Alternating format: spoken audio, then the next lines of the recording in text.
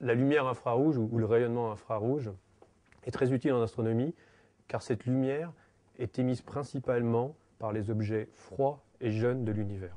Une galaxie comprend des étoiles, du gaz et des poussières.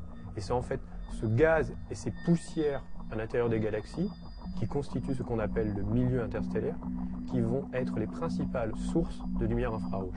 Pour le gaz, ça peut être des atomes comme le carbone ou des molécules comme la vapeur d'eau qui vont contribuer en émettant à la lumière infrarouge.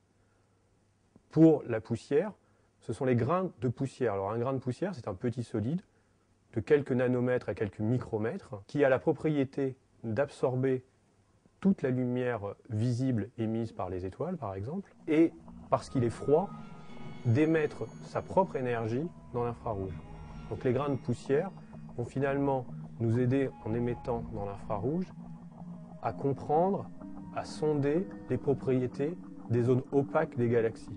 Les étoiles naissent dans des cocons de gaz et de poussière qui sont totalement invisibles à l'œil ou, bien sûr, avec un télescope de type le télescope spatial Hubble.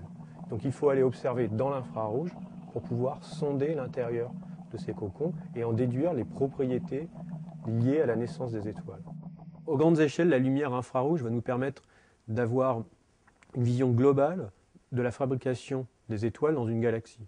On peut évidemment utiliser cette vision globale de la formation des étoiles dans une galaxie comme un étalon de l'histoire de l'évolution des galaxies, entre maintenant jusqu'à il y a 10 milliards d'années dans le passé.